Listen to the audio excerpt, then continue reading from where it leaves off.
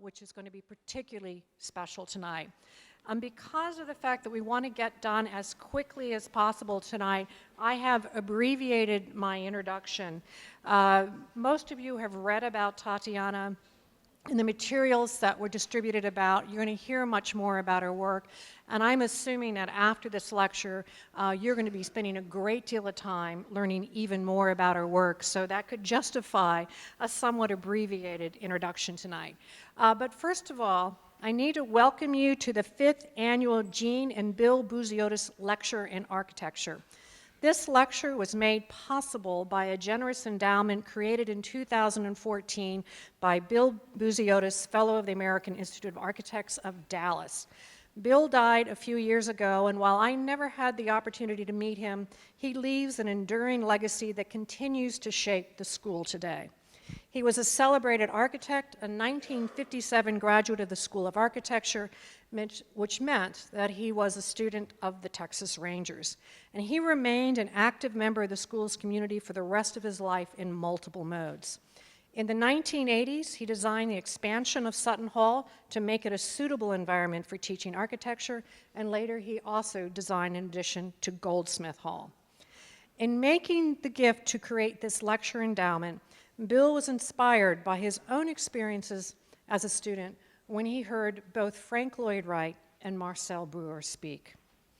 I would also like to recognize and thank Margaret McDermott, Mary McDermott Cook, and the Jean McDermott Foundation for their generous support of the Busiotis Lecture. The McDermotts were close friends of Jean and Bill Busiotis and are great patrons of architecture in Dallas, as well as on the MIT campus. We are very grateful to the Busiotises and the McDermotts for their generosity and vision in creating this lecture and allowing the UT School of Architecture to bring some of the world's most talented architects to our students, faculty, alumni, and friends. And speaking of tonight's most talented architect that we have brought as a result of this, Tatiana Bilbao, who is absolutely an extraordinary architect. She is not just the founder and principal of one of the most significant women-owned firms in the world, but the founder and principal of one of the most critically acclaimed firms in the world, period. Her prolific work has a stunning reach and range. She has projects and buildings on 5 continents, and they range from tiny pavilions to botanical gardens to massive mixed-use developments to large-scale urban master planning. Her exquisite holiday home in Los Trañas for a wealthy client is as much a part of her oeuvre as the social housing she built in, and this is where my Spanish tutoring is going to fail me. Ciudad, oh, I knew that. Ciudad Acuña. My tutor has been working with me, particularly on how to say city right. Her exhibitions in multiple biennales serve as a means to test out new hypotheses, and she treats her teaching not only as provocations for her students, but for herself as well. Her inherent pluralism has befuddled many who seek to describe her and her work. Archie Necht stated that she eschewed any fixed style or dogma in producing a body of work that was both visually daring and socially responsible. The New York Times was more vague, stating that in Tatiana's case, there was a type of collage uniting different ideas, uniting different forms to assemble the whole. Architectural Review took a different route, criticizing her for not taking a position, indeed saying she was arrogant in assuming that architects are capable of producing all types of buildings, that there is a problem in not realizing that after a certain point, one's work traces an indelible path. Regardless of whether positive or negative, these reviews miss out on what it is that renders Tatiana's work as fundamental in its essentialism. I've never come across an architect who is as devoted to understanding and exploring the architectural design process as is Tatiana. Every aspect of the design process is demonstrative of the Socratic elenchus. Each question or phase not meant to develop the project, but to peel away convention and assumptions. The collage that the New York Times refers to is not meant so much as a compositional approach, but to mark portals or nodes for additional exploration. process matters to her because of the instrumentality of its means to realizing the ends of design. What she makes matters. What her buildings do in the public realm matters even more. Some might describe her as an architect's architect. I would describe Tatiana Bilbao as the discipline of architecture's architect. Please join me in welcoming Tatiana Bilbao.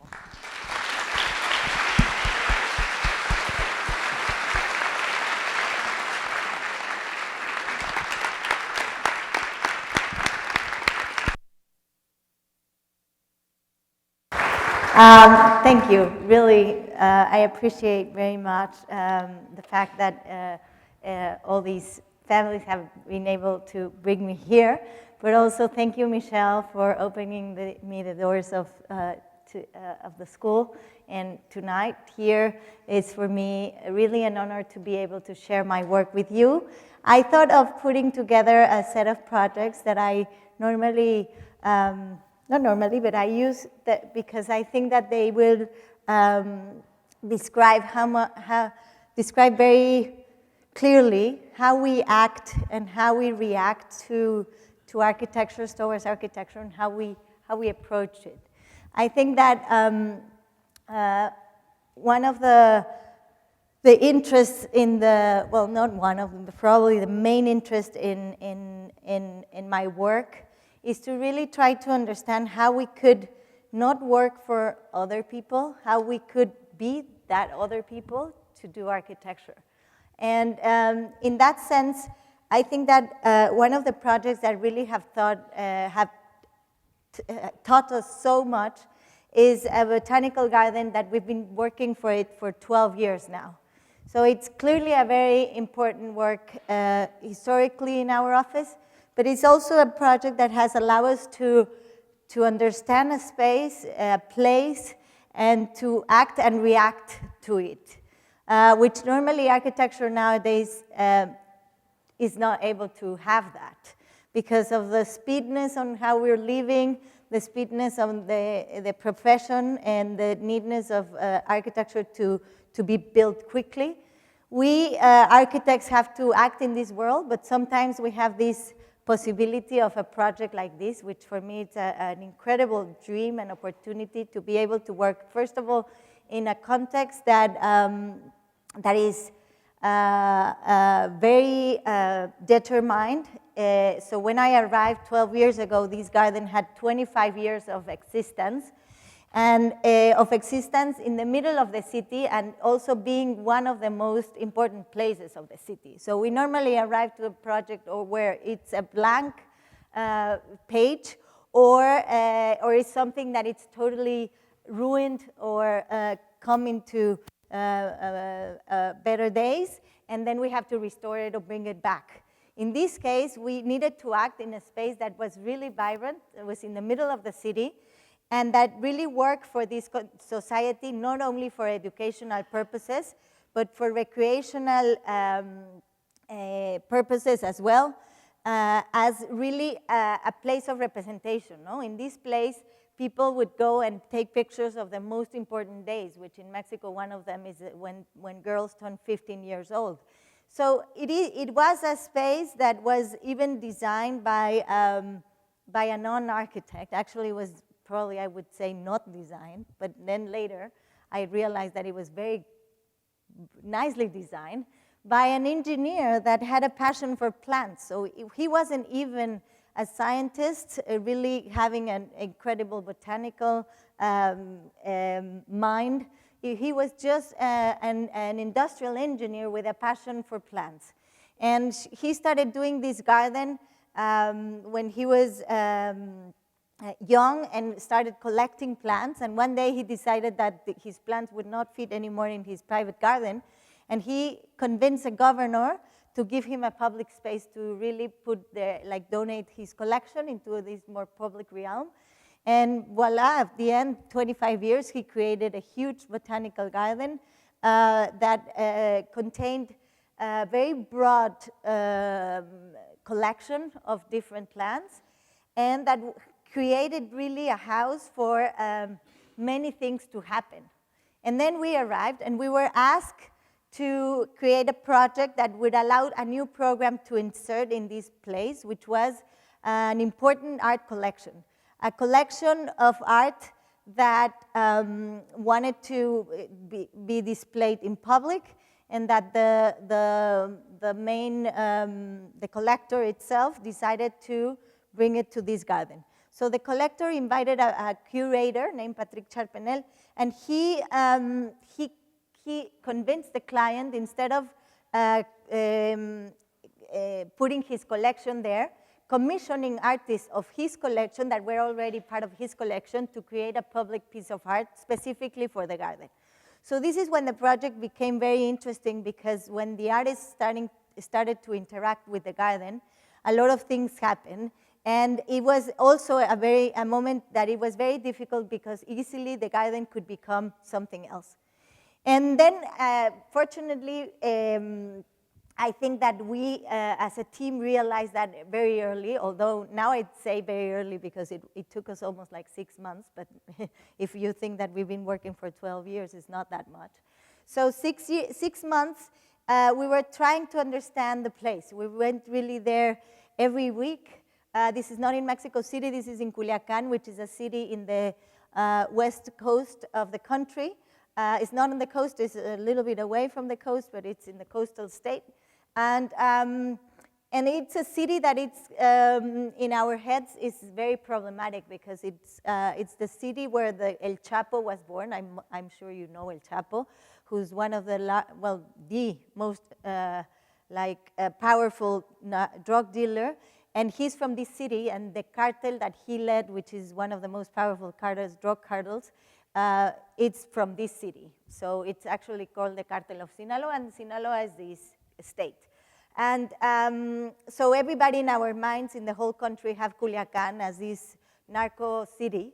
And instead, Culiacan is a city that has life as any others.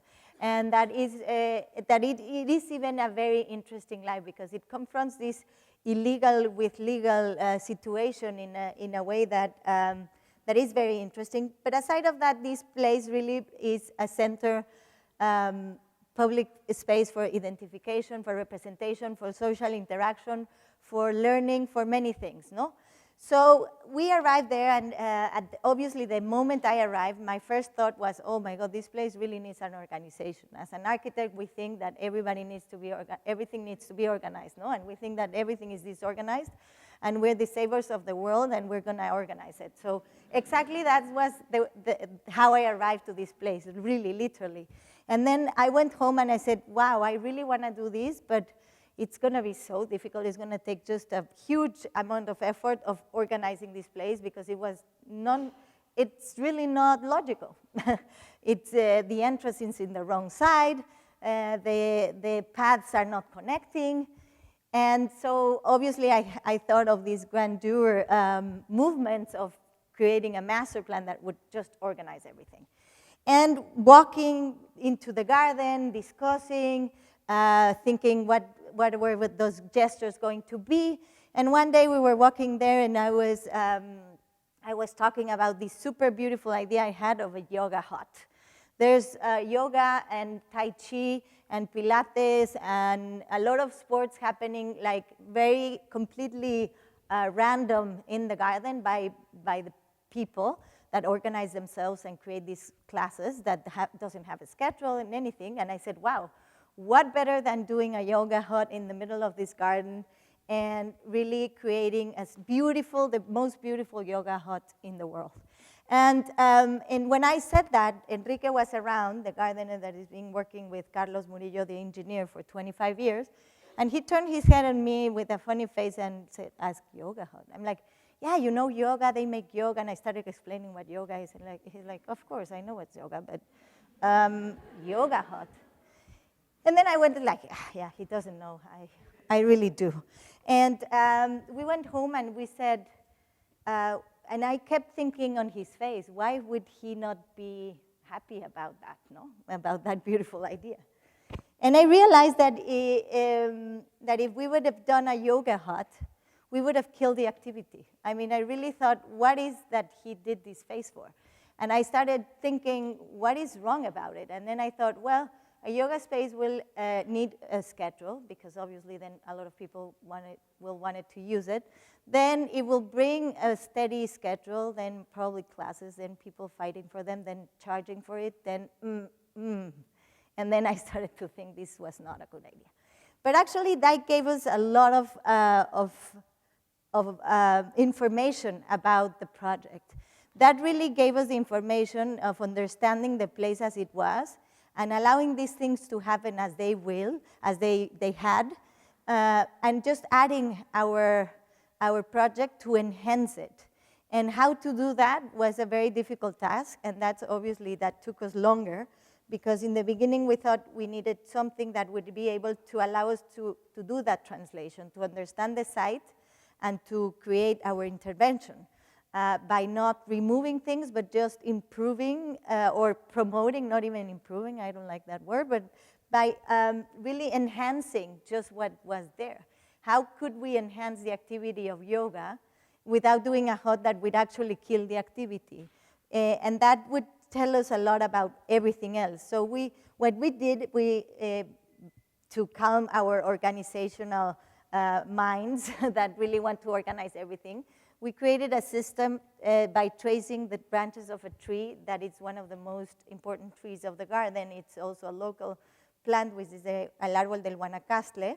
And we just use it as a method to put these new two systems together, no?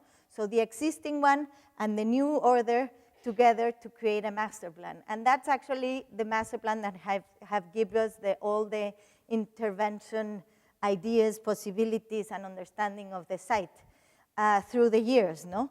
And we've done little moves, for example, creating this bridge between, in the existing water pond that you saw in the image before, just to allow people to connect easier the circuit of watching the palm collection, because the palms are one of the most important collections of the garden. Or by using it to create like really this center of information for the tours, or for exactly creating a space where these people could still have their pictures. Or by adding very little strategic points of resting, like this hammock space, or by just protecting the space where people would do yoga from the plants, but allowing it to happen everywhere. We obviously were needing to create like bold moves to put things that were large in scale, but that would also have to interact with the garden as a whole. So there's a James Turrell piece that really acts like a center of things, and we started then dissecting and understanding the collection by classifying it very scientifically and understanding what is the collections that we needed to enhance. And definitely the palm collection was something that we needed to do. So we created, as I said, the bridge, or the bamboo that was the second largest, more important collection, and how we could enhance that by adding a water pond with a viewing and listening to the birds platform. Or really understanding how the specific scientific classification would allow us to think on those discourse in terms of landscape, in very little senses of really putting, for example, a resting area in the middle of that, or that, where that species were, no? Or enhancing really not only the paths and the resting spaces and the yoga areas, as I said, but also by, for example, exposing the irrigation system. No? The irrigation system is something that is very interesting because it's done with gravity, and nobody understood before how this happened in the garden. It comes, the water from the river, it irrigates the whole site by gravity, and then the system recycles the water. So we exposed all the system, so people really can even have that as part of the tour, no? Or by adding paths, very little intervention into areas that were not exposed, or adding little landscape decisions spaces to enhance the visit and allow visitors to also rest a little bit from the super classified botanic version of it and also have a little escape. And I think the art did the same. And I think the way art acted created something that we didn't expect in the beginning. We always thought, what is the operation that we can do to add this collection to the garden, to allow the garden always to be that garden that it is, the space of representation of society, but most importantly, the botanical, classified, scientifically educational park that it is, and that could be better. So we thought that the art needed to integrate there, but we didn't ask the artist anything else than that, no? So every artist came to the garden and decided what to do. This is a piece by Alora and Calzadilla, and I think what they really did was to create art that was able to interact with people in a way that in this place never did before. So it also allows us to understand how art, this is a piece by Adrián Villar-Rojas, how art could be introduced to a society that never had contact with art itself. So in Culiacán, normally people don't grow with art within its surroundings.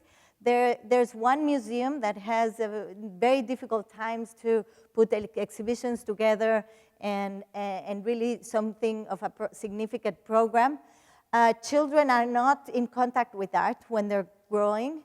And if we would have been able to use the collection that this businessman has and created with the same budget a beautiful museum, perfect white box, totally conditioned for receiving the most important pieces of work from the world.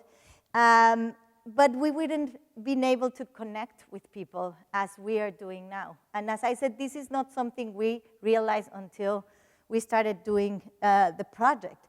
So in a way, we learned how to translate a program into a context, which I think we architects do like automatically in our minds. But I think we have, I at least understood that we have to understand what are the capabilities and the possibilities of the place to really be able to translate that. And there's nothing wrong about it, but in this case, the Bilbao effect would have had zero effect, you know, because people really don't interact with art. But what is happening here now is that probably in 20 years, we can add a Bilbao museum here, and then this city will really become something, because these people are really starting to become part of art, no? This is a piece by Francis Alice, a Belgian artist that lives in Mexico that decided to give death to his beetle in this garden. And these people, obviously, they were very annoyed that the guy from Mexico City, because the plates were from Mexico City, would crash a car into their garden. I was there, I took this picture, and these people were talking about it. We're like, oh, this drunk guy, how in the world he entered our garden? But then they walk 10 meters to the side and there's a sign, no? And this is the way that people started to really get in touch with art. Or for example, this pavilion that was done by Olafur Eliasson, and that he in a very subtle way allowed these people from Culiacán to understand that there's seasons in this city, because everybody thinks there's only one season, which is hell, because it's really hot. But there's really spring, summer, fall, winter seasons, and you only are able to see them because the plants will tell you that there is, no? So with every season they're changing. This plant is endemic and it changes in a cycle that it really allows you to understand the seasons, no? Or this piece by Richard Long that he has done several works, this in the Seagram building in New York, totally, perfectly beautiful in a public space, public art, which is actually nothing about public because it's untouchable, whereas in the garden has become the area for picnics, the place for commercial shootings, and everything, the house of a lizard that lives around, and that really starts the interaction of art in a way that we really never thought. Or this piece done by Teresa Margolles, a Mexican artist from Culiacan, that she deals a lot with the issue of drugs, because she's from that town and she's she has had many encounters with it. And she decided to create these benches with the water that was used to wash dead bodies, bodies that had been assassinated or killed by people, not bodies, I mean, people that were killed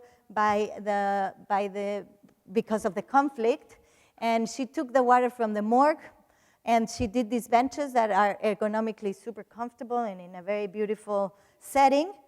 And we built them, and then the artist wanted to have an inscription on those benches that said how these benches were done, but we weren't able to put that inscription for technical reasons for a year.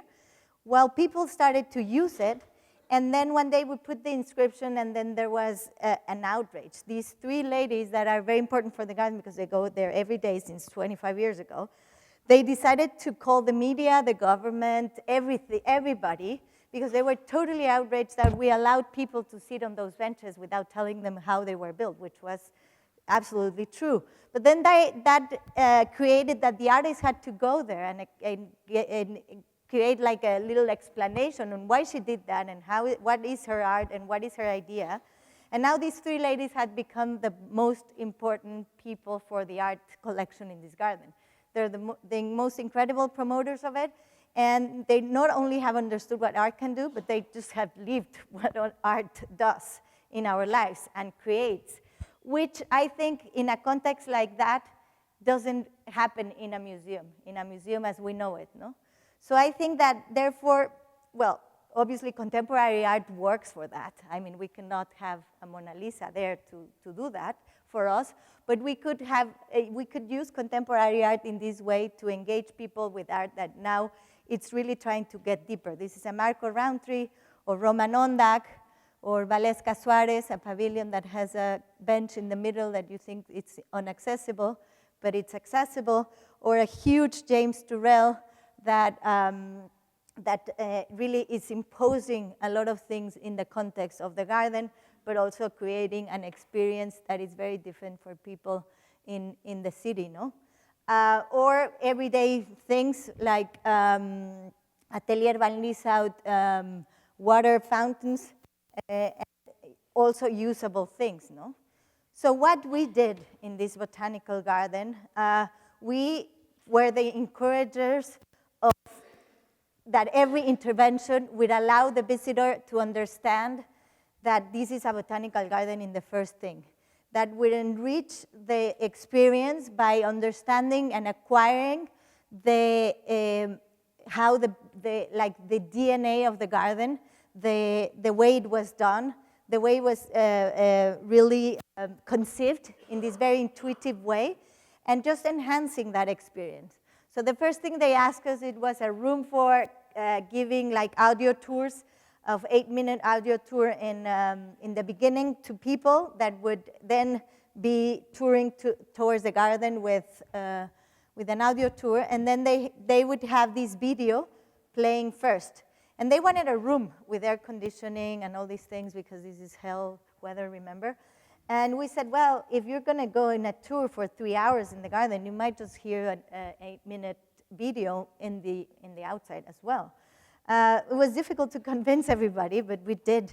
And we did only a very simple move of creating walls that would divide the space and define a space for this activity to happen, using nature, a tree that we have there, a very big one, to allow us to do that by giving us shadow for the display, allowing these walls to define like an entry hall and then a space for entering this space, or a group holding while the other one is finishing. And then this place that obviously has become an activity space that it's not only showing this 8-minute tour, but it's also showing summer movie festivals or many other things, no? So the strategy was, it could be summed on that building, because the idea is always that that the architecture reminds you that you are in the middle of this botanical garden. Yes, you're in the middle of the city, but you're in a very special place, and it's a garden. So what we did is we tried to divide the program in the most divisible way possible. So we divided the program and we started to create relationships, the programmatic relationship necessary for it to function well.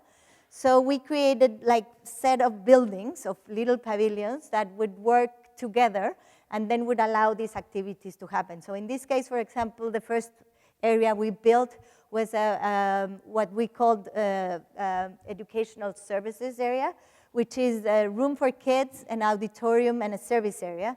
And all of them are detached, but they are related, specifically geometrically speaking, but also physically speaking, for them to, those activities to happen. In a way of allowing you always to remind you that you are in the middle of the Botanical Garden, no? So if you enter the auditorium, you have like this waiting hall, and then you are inside the auditorium. But if you have to go to the bathroom, for example, you have to go out and then go to the bathroom. It's nearby, but you have to go out, have to experience the garden, and if it's hot, well, you get hot, and if it's raining, you get wet. But the idea is that you really are always in contact with nature, with the Botanical Garden, either you are inside or outside. Structurally speaking, these buildings are just shells, concrete shells, that we use one material to allow us to do everything, to become the foundation, the wrapping, the roof, and just by the shape, the geometry being able to support themselves, and to not have interiorly nothing else, and also exteriorly nothing else. So it's the structural definition, the aesthetic definition, the insulation definition, it's everything is the same material, just one material. We thought that also being that clear allow us also to define an interior and exterior space that would be able to talk to each other in a way that architecture just become like a filter to it.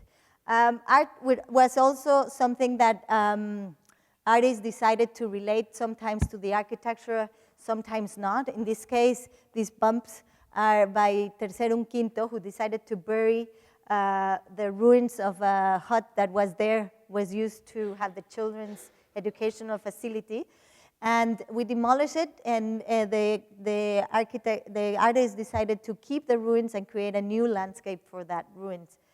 We also wanted the building to, at some point, be eaten by nature, so we encourage nature to climb in the buildings by obviously directing the rainwater to fall into sites that we wanted to encourage nature to take over, in a way, also in a gesture of really creating a statement of we are in a botanical garden, no? And we want to be really in nature. This is a building that we're recently completing, a new area that was commissioned to us after we did the master plan. In all those years that happened in between, because we're many years, 8 years probably, when we started designing this new space, we changed the way we approach architecture in terms of geometry, how we see geometry and how we use geometry in our architecture, which I'm not going to stop on it because that could be a lecture on itself. But I think that in this case is very clearly there. So we kept the strategy of using the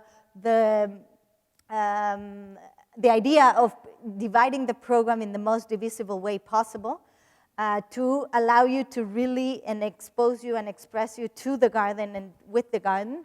But we really changed the way we approach the geometric definition of it. And we, in this case, changed the use of the material, but again, we follow the same strategy of having one material that would allow us to do everything. The aesthetic final definition, but also the structural, the insulation definition, everything. In this case, we needed to lower costs, so this is why we decided to use cement blocks, cinder blocks, to build this structure. And as I said, we used the same brick in many ways possible, exploring its possibilities to allow us to be everything also. The expression of the building needed to come also from the materiality. This building is storage, a laboratory, herbarium, art storage space, a room for employees, areas for dining, but also an artist decided to put their work there, which is this Pedro Reyes artist that decided to ask the government, the military, to give him, I don't know if it was 1,000 guns that were taken from illegal, well, people carrying them illegally, and then they're taken by the military, and Pedro crashed them, melt them, and created these tools for gardening. So it's pistols for tools, for gardening tools. That's the name of the work. And this is some, we have 1,000 of these gardening tools done with this material by Pedro Reyes, no? This is the dining space for the employees in this garden. And as I said, like, the approach is the same. The strategies are kept, but the definition of the architecture is totally different. So in a way, also, this allowed us to understand how important the strategy is and how the strategy can take many, many forms, and it doesn't matter. At the end, what matters and what is most important is the strategy. And this is also something that I needed to learn, like probably not in the good ways, but in the, but I needed to learn as an architect working in Mexico. So we have a context of working in very minimal conditions, no? We have to work with the minimum things possible. So expecting to do an architecture that it relays on the details or in the fine finishes is very wrong, and it's very difficult to do because it's frustrating. Why it's wrong? Because it's frustrating, because it's very difficult to achieve, although it's possible, and there are many, many examples, but for me, achieving a level of perfection in the construction creates a lot of stress, and it really needs a very specific, very defined client. While if you are, the architecture relies on the most general strategy, then it doesn't matter, no? In this case of the garden, we were able to understand that in two ways. In the beginning, when we proposed those pavilions in concrete, we thought it was not important if the quality of the concrete was bad, because the concept was able to be expressed in many ways, and if the concrete would fail to be perfect, then it didn't matter. But the client arrived and said, we need to really hire the people that do the best concrete in Mexico. And really, we did it, and it was amazing. But again, the strategy didn't fail if we use a very cheap material with a contractor that was not perfect. So I think that this also has something that is behind our architecture, that it's also a way we act everywhere we are. No? We have understood that, and I think that's one of the values that we have within ourselves. The last building we did in this, the most recently completed building that we did in this garden, it's a north access, and it's component by three areas, three parts in the building. An office space, a store, and a ticket sales area, and these umbrellas that are in a way marking the entrance of the garden. So as I said, like the strategy is the same, so we divided the program in the most divisible way possible. We created these pavilions or buildings, set of buildings that relate to each other but that's separate. They downgrade the scale, the footprint, and they are able to relate with the nature, I think, or dialogue in a better way. And we added, in this case, the umbrellas for the sake of the identification of the door, the entry, but also a refugee from the sun and the rain in the garden, which it doesn't really exist just below the trees. So a little bit creating a tree that is stronger to protect you. So as I said, this is the office building and the store linked by these umbrellas.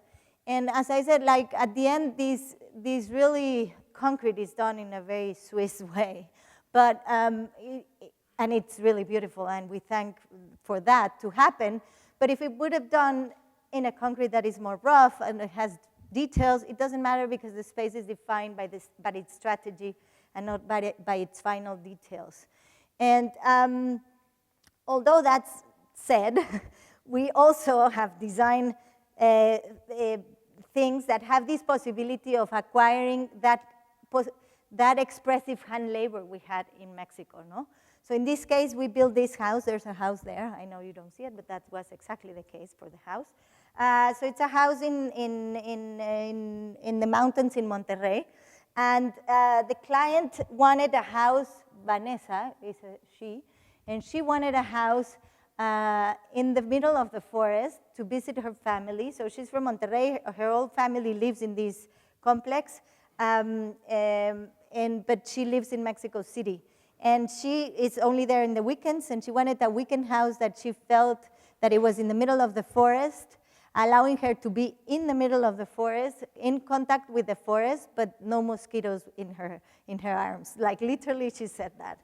So we decided to create a space for her that will have all these confrontations of being in the nature, reflecting the nature almost as rejecting it with this building, but also dividing and exploding the program within the site to be really in the nature and having her necessarily going in contact with the nature all the time. So we created a set of 3 little buildings that will hold the one on the top, the most public space of the house, the living areas with a big terrace that the building opens to for living space, dining, kitchen, with service headquarters there. And then two pavilions for rooms, one main sole room, and 2 other rooms that are tucked in the nature in different ways. So these 3 buildings, we decided then to think on 3 materials that in each building they would be represented as main materials. So 3 materials basically are glass, a ceramic tile, and wood. And each pavilion has one as a main material and the other 2 as a secondary and a tertiary material. So clearly in this pavilion, the glass is the main material. And the whole idea for the glass to be reflective in this case was to be rejective of nature from the outside, be really pushing nature almost away. But when you are in the pavilion, even multiplying you to nature and being able to expel you to nature, but completely protected from it, and being able to be there but not there by being protected by these area, no? And then the tile, in this case, was the secondary material being used for the floor and for the screens. It's a tile that it's part of a roof tile that in the beginning we decided to design with the existing roof tile, the most commercial one, and just cut it in sections and use it throughout. But then the client decided that she wanted a lighter color, and we did a custom-made tile, which are the things that you can do in Mexico. So the costs of us building with the commercial tile and doing our own tile was the same. And those are the things that we take in advantage, and that's possibilities of having a definition of not a perfectly redefined space, but a very handcraft one. No? Sometimes it's not perfect, and as you can see, the tiles have a lot of problems if you see it with a Swiss eye. But that, I think, it's the richness that we also like to acquire in our project. No? So that is also something different. Then the first pavilion that it's out with the rooms, with a couple of rooms, is way out there, and you have to meander through the woods to arrive there. So this is why this project has all these contradictions of allowing you to really be in the middle of nature, but totally protected it from nature, even rejecting the nature, but also then needing you to walk there in the middle to arrive to your rooms. No? So in this case, there are 2 rooms here. And in this case, the main material is the tile, which forms all the walls. It's now here used structurally to hold everything. So the structure is held by those tiles tied together with cement in between. And they have rebars inside in holes we did in the tiles. And then the wood that allows to define the space, acquiring the topography of the place, and defining the interior, doing the furniture and the climbing possibility, and the roof. And then obviously the glass that divides you from nature and creates this division from it. The third pavilion that was designed in wood is not yet built. We don't know when it's going to be built. But the whole idea of this house was to explore these possibilities of understanding the relationship between architecture and nature, and by understanding most of it, the relationship of she and nature. And well, I think the project is very successful because she loves it, and now we're working with her in a more intensive way to do a monastery, which is another story. Somehow she decided her space was very religious and monastic, and now we're doing a monastery. It's a long story, but maybe, no? Maybe it has something about that. I put this house here in the middle of the presentation because I think that something very important that we learned with it is that we, as architects, need to work with the conditions. And something that I really believe since always is that architecture, for me, architecture itself is three-dimensional and physical. And architecture can be thought. It's very important that it's thought, it's theorized, it's studied, it's represented, but for me, it's not architecture until it's built there in 3 dimensions. And in this case, the client arrived with us, asking us a house, and she is the sister of Patrick Charpenel, who's the curator of the Botanical Garden, so we knew her very well, but she really had little understanding on architecture itself, but she really thought it was important to hire an architect. And she arrived to the office saying, I want a house, and she described the house in this place, beautiful, that has views, opens to the mountains and to the lake. There's a lake here in the front, a huge, beautiful lake. There's a huge tree in this side. And she said, I want really a house that has these possibilities and blah, blah, blah. She described the space. And I did my numbers in my head, and then she went away. She's almost going away, and she says, by the way, I only have what at that time was $125,000. And I was like, oh, don't go, you know. It's like, we have a problem. Or you increase the budget in double, or you decrease the size of the house in half. That's what I thought when she left. It's impossible. I mean, the maths don't add up. Don't add up for like so much that it's impossible to do it. So then I was almost going to call her and saying, well, you know what, you cannot do that. Or you increase the budget in double, or you decrease the project in half, or we're not able. And then I thought, well, then she's going to hang. She's going to call the contractor, and then she's going to do a house. We're not going to do architecture, and she's not going to be happy with her house. Well, maybe she would, but I don't know. But we certainly were not going to do architecture, so I thought, well, let's do it. Let's find a way. So what we decided is to understand first one material that was able to allow us to do that. So we needed a really kind material to be kind enough to us to allow us to build a house with those conditions. So we decided that the only thing would be the earth from the ground of the site.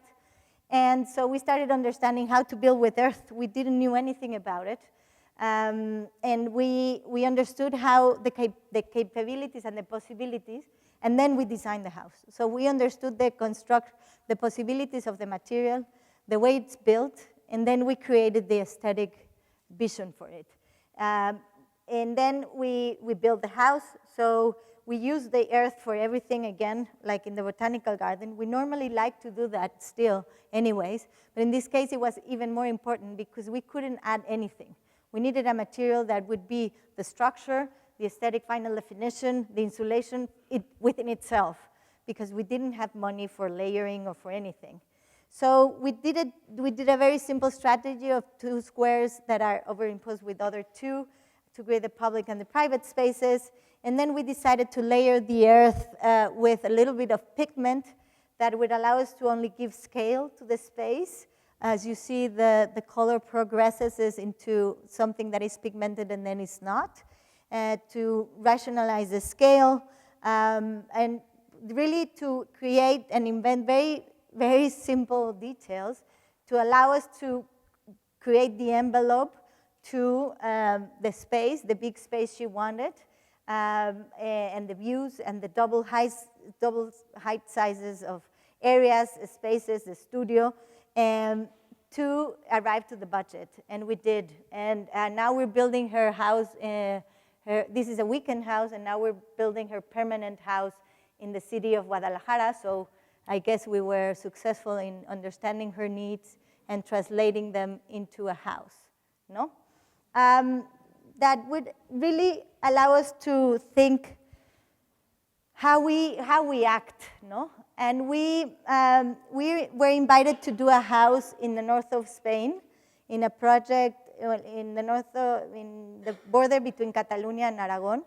And it's a project called Solo Houses, where there are already 2 built, Pezzo Bonerikhausen and Office from Belgium. They're already there, built. And we were allowed to think on how to create a structure that it didn't have a program, but that will acquire these landscapes. So first, we did a first attempt on doing a structure that you needed to really promenade to the structure and then live in it to be able to, like, a little bit understand the landscape and the idea of promenading to the landscape. That was not approved by the city. And then we created a second path with a strategy, the same strategy. But then this project really allows us to understand how we could create, how we architects could become a platform only for people to develop their lives. And this is something that I'm really interested in now on, and I'm really developing forward in a very thorough way. So how architects, I mean, if they say that we are the only building 2% of what in the world is built, we're doing something wrong, right? Because the world is built and we do that. So one of the things maybe I think is that we have our own vision, and we give our own vision to others to live on it. So can we do something of allowing us to just become a platform for everybody to create their own lives and to create their own way of living and not imposing something that we probably think is the way we should? I think it's difficult, very difficult, and this project certainly is not the most interesting possibility of it, but it's the start of that conversation. And what we did in this case is we created a module that is very positive, and this is why it's probably not the perfect example. But it's a module that it's only defined by us because of its aesthetic qualities. And we decided to place it in the topography, in the context, to understand it and acquire it in different ways and to allow different relationships from each space to the landscape and to the views.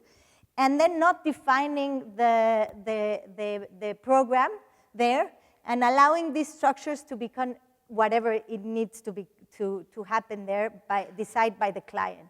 So either a room, a resting area, a cooking space, or an eating area, or an exterior area that it's covered, or even an interior area. So this is a project now that we're moving in forward with, because it's approved now.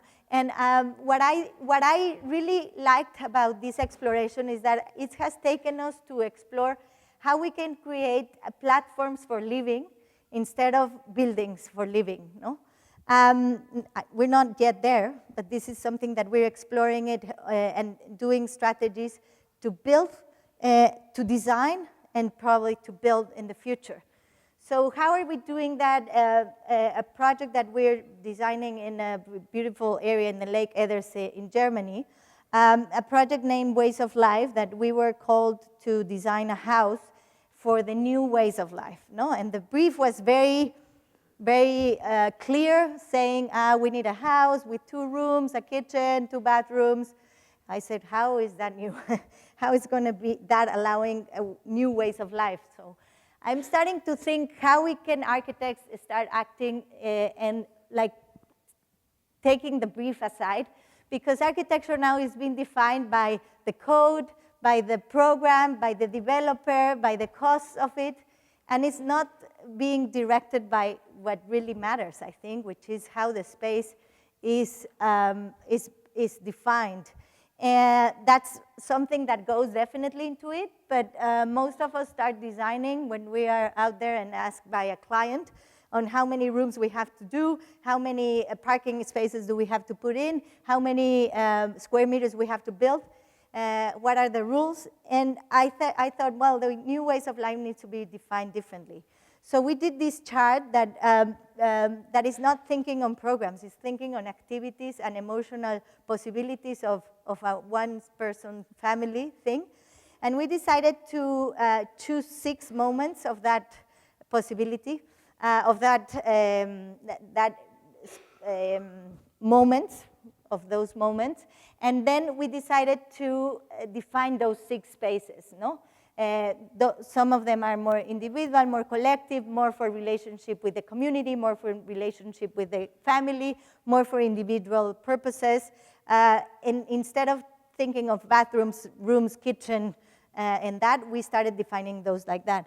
And it's great that, Michelle, you mentioned the collage, because the collage has been not only a topic on how our architecture is seen, how architecture is posed into a place, because that's what I think we do.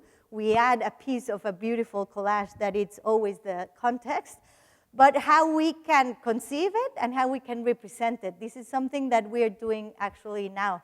So in this case, we started collaging how those spaces are defined. So we had them in our minds, and how are defined by collaging in spaces that we know. And we collaged each space that we wanted, each of these 6 spaces. And then we did one drawing that showed us and composed them all, no? And then we did the house. And then after doing this drawing, we designed a house.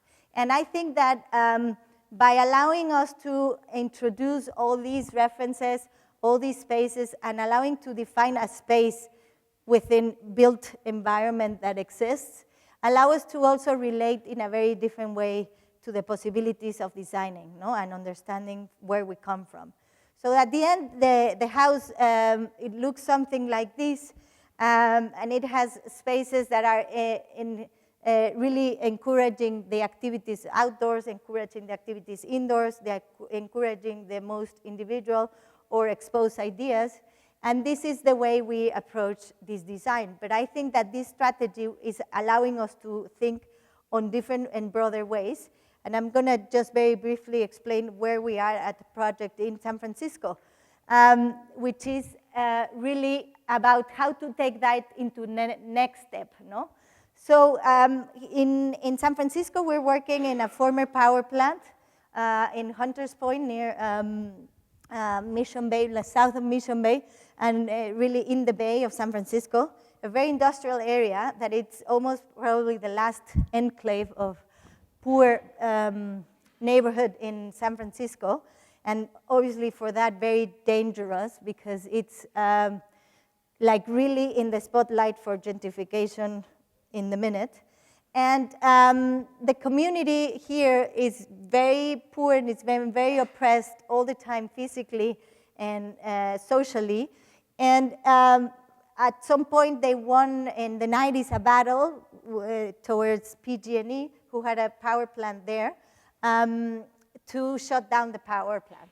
And they shut it down, and PG&E started to remediate the ground and started to reach out the community to understand what to do. And then years after doing that, we arrived there, and we were asked to first think how to design, how to redesign the substation that existed, because there in the middle there's an existing substation that obviously was not shut because that's what it gives energy to the neighborhood. How to redesign it and place it in the site next door, and then how to think on the broader space and what can happen there, no? So here we started, the first thing we did was this collage of how we can design a substation that would become the icon of the space, that brings back the history of it, but gives also a space and a new representation for this society, no? And so the substation is going to be placed in that site. And we started thinking how to transmit with a building that this building is about transforming energy, and that is really important for the neighborhood to survive, literally, because now we really are dependent from electricity. And that how we could transform this vision of this space as a space that is opening possibilities for the neighborhood rather than closing and oppressing the neighborhood, no?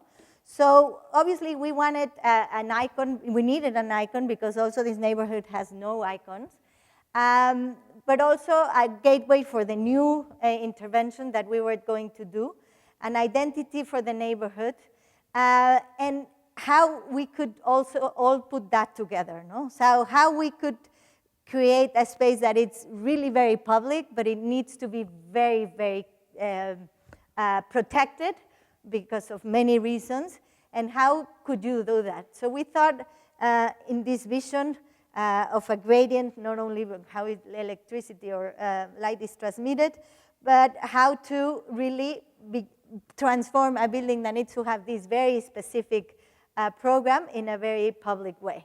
So we also have this important intersection there, and we decided to create a very public space towards it to integrate all those four corners that are also part of the new master plan.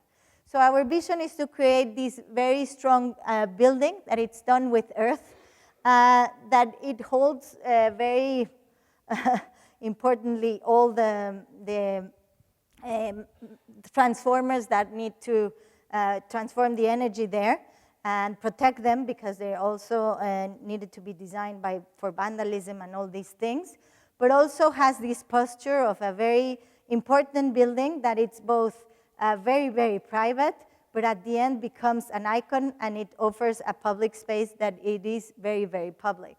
So then what to do in the master plan and how to approach that other space, no? That's a very important project that we've been developing now for 2 years. And it's because it's really a space that needs to hold its past, because I think that that's one of the reasons that they need to have that and that needs to allow the new community to enter, no? So we listened to all those exercises that the client already did with the community before we arrived there. We were also looking at the reactions and the actions that were done by the previous architects that were doing a garden, like a public walk on the space, to understand then what we could do, no? So with all that, we studied it and we did a collage for that. And we decided that a mixture of things that both aesthetically but also programmatically will hold the past, but will promote the new community there with a new program would be what we wanted to do. So by starting mixing those things and understanding that we wanted to do that, we came with something like that, but we then said something is missing, and we're acting as we normally do as architects. So we created a very complicated tool of design, which I'm going to go quickly to it. But the idea was to understand how we could create a different habitat, a different space for living, a space that would hold the past and will see the future, a space that will have the 4 things we think are important within a community, and that would really promote this as a sustainable space. And what are those programs? How do they look physically? And what are those areas specifically? No? So we created this wheel that would allow us to understand the mixture of programs, and by moving it, understanding the different relationships that we could get on it. And then we did a new collage. And then we started designing. And then we said, oh, but then we arrived to the same solutions that we were arriving if we didn't invent all that other story. So we said, we need something else.